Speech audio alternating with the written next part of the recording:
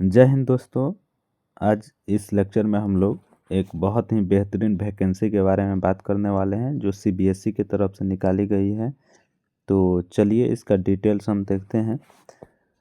ये वैकेंसी जो है central board of secondary education यानी कि सीबीएसई बोर्ड के द्वारा निकाली गई है और ये कल के डेट में जो है ये नोटिफिकेशन जारी किया गया है 31/12/2024 को।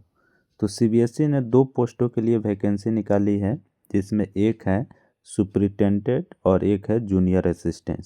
ठीक है, सुपरिटेंडेंट के लिए जो है मैक्सिमम एज कितना है 30 वर्ष और जूनियर असिस्टेंट के लिए जो है मैक्सिमम एज कितना है 27 वर्ष है।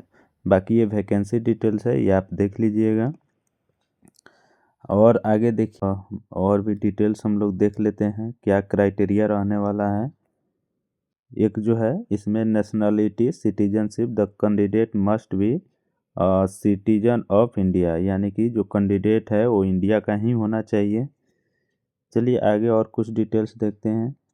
इम्पोर्टेंट डेट, ठीक है, तो ये डेट जो है कब से कब तक फॉर्म आपका फिलअप होगा, तो 2 जनवरी 2025 से 31 जनवरी 2025 तक, यानी कि इस डेट के अंदर में जो है आप अपना फॉर्म फिलअप कर सकते हैं।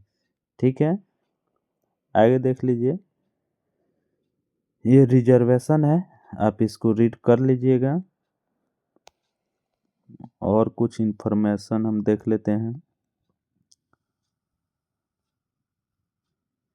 यहाँ आपको मिल जाता है एज रिलैक्सेशन। ठीक है, तो ST/SC के लिए 5 वर्ष है, OBC के लिए 3 वर्ष है, PW के लिए 10 वर्ष है, PW OBC NCL वालों के लिए 13 वर्ष और PW वोमेन ST/SC के लिए कितना है 15 वर्ष का एज रिलैक्सेशन भी इसमें आपको मिलने वाले हैं। ठीक है, यहाँ पे आपका जो है नेम ऑफ पोस्ट सुपरिटेंडेंट के लिए जो है क्या क्या आपको डिग्री लगेगा, तो इसेंशियल डिग्री क्या है, bachelor degree from recognised university और इक्विवेलेंट।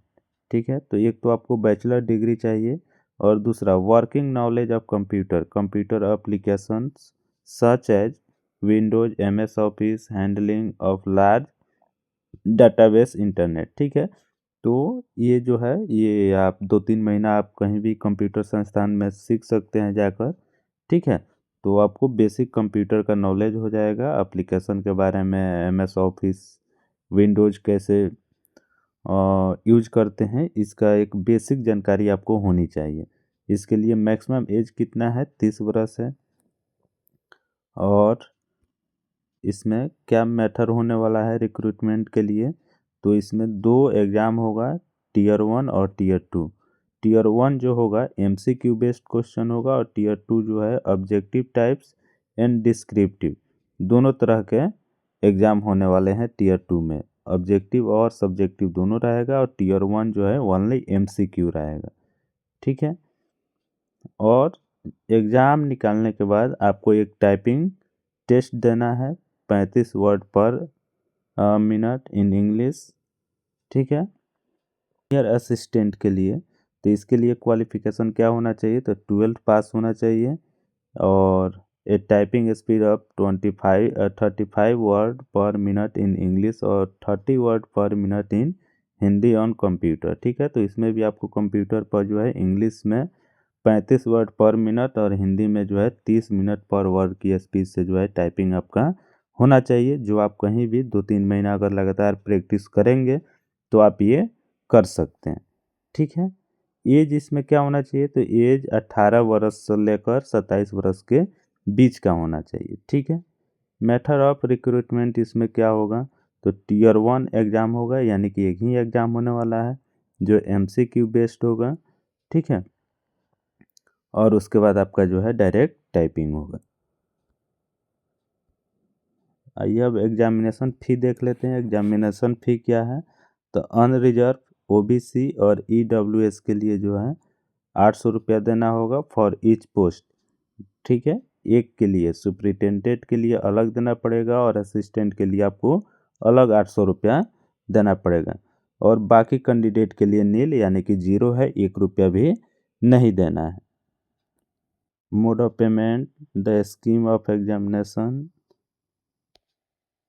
और यहाँ पे जो है आपका सिलेबस दिया हुआ है सुपरिटेंडेंट के लिए। तो सुपरिटेंडेंट के लिए आप सिलेबस भी देख लीजिए यहाँ पे।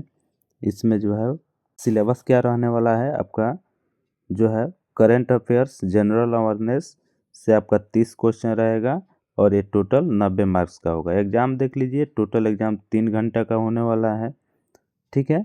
यानी कि 30 क्वेश्चन 30 नंबर का, एक क्वेश्चन 3-3 नंबर का आपका रहेगा। उसके बाद general mental ability, general intelligence, logical reasoning and analytical ability, इससे भी आपको जो है 30 नंबर रहेगा। 30 क्वेश्चन 90 नंबर का रहेगा। आगे है arithmetical numerical ability, data interpretation, जिसमें अर्थमेटिक, अलजेब्रा ये सब आ जाएगा। ये भी आपका कितना नंबर का रहेगा, 90 नंबर का, यानी कि 30 क्वेश्चन रहेगा। 30 क्वेश्चन 90 मार्क्स का होगा। इसमें ज्योमेट्रिक स्टैटिक्स भी है। उसके बाद जनरल हिंदी और जनरल इंग्लिश, ये दोनों से मिलकर 15-15 क्वेश्चन रहेगा, ठीक है। और इस तरह ये 30 हो गया, तो 90 मार्क्स का ये भी रहेगा। और लास्ट आपका हो गया कंप्यूटर प्रोफिशिएंसी, इससे भी आपका 30 नंबर का क्वेश्चन रहेगा, 90 नंबर का। तो इस तरह से टोटल जो है नंबर ऑफ क्वेश्चन हो गया 150 और टोटल मार्क्स कितना हो गया 450, यानी कि 150 क्वेश्चन रहेगा, 450 नंबर का आपका एग्ज़ाम होगा। और बाकी ये टायर 2 का सिलेबस है। इसमें भी करंट अफेयर्स है, 10 क्वेश्चन करंट अफेयर्स रहेगा। नंबर ऑफ क्वेश्चन, अच्छा ये ऑब्जेक्टिव और सब्जेक्टिव मतलब डिस्क्रिप्टिव, इसमें दोनों है। तो देख लीजिए, इसमें 10 क्वेश्चन ऑब्जेक्टिव रहेगा 30 नंबर का, और 4 क्वेश्चन सब्जेक्टिव रहेगा 20 नंबर का, यानी कि 5-5 नंबर का सब्जेक्टिव रहेगा और 3-3 नंबर का ऑब्जेक्टिव रहेगा, जैसे टीयर 1 में था उसी तरह से, ठीक है। तो ये आपका सिलेबस हो गया करंट अफेयर्स का।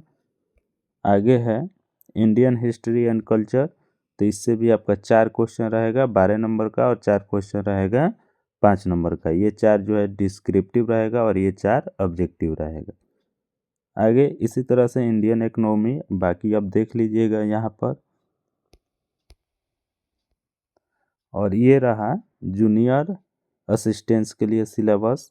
इसमें भी 5 पार्ट में जो है सिलेबस को बांटा गया है। एक जनरल नॉलेज से 30 क्वेश्चन रहेगा, रीजनिंग एंड मैथमेटिकल एबिलिटी से 25 क्वेश्चन रहेगा, जनरल हिंदी एंड इंग्लिश से 25 question, basic knowledge of computer से 10 क्वेश्चन, और awareness about school education, examination board and it's administrative, इससे आपका 10 नंबर 10 क्वेश्चन। तो इस तरह से टोटल जो है आपका 100 क्वेश्चन हो गया 300 नंबर का। और ये जो एग्ज़ाम होगा 2 घंटा का एग्ज़ाम होगा, यानी कि 2 आवर्स का एग्ज़ाम ये होने वाला है। Choice of medium of question exam paper, ठीक है, मीडियम होने वाला है एग्ज़ाम का। वो क्या होगा, medium of examination will be bilingual, ये बाइलिंगुअल होगा, बोथ हिंदी एंड इंग्लिश। ये आपका एग्जामिनेशन सिटी हो गया। देख लीजिए सिटी इसमें आपको कहाँ कहाँ मिलने वाला है, ठीक है। तो विजयवाड़ा, गुवाहाटी, पटना, चंडीगढ़, दिल्ली, बेंगलुरु, तिरुवनंतपुरम, भोपाल, पुणे, भुवनेश्वर, अजमेर, चेन्नई, प्रयागराज, देहरादून। तो इन जगहों पे आपका जो है एग्ज़ाम हो सकता है कहीं भी। और मार्किंग स्कीम में देख लीजिए, wrong response and 1 marks as wrong response will be deducted, इसमें नेगेटिव मार्किंग भी रहेगा। एक क्वेश्चन अगर गलत होता है तो आपका 1 नंबर काट लिया जाएगा। चलिए, तो बेसिक जानकारी हम लोगों ने देख लिया। और बाकी अगर आपको ये फॉर्म भरना है तो एक बार जो है नोटिफिकेशन को डाउनलोड करके आप अपने स्तर पे पढ़ लीजिएगा, समझ लीजिएगा, और उसके बाद फिर अपना जो है फॉर्म फिलअप कीजिएगा। चलिए फिर मिलते हैं अगले वीडियो में।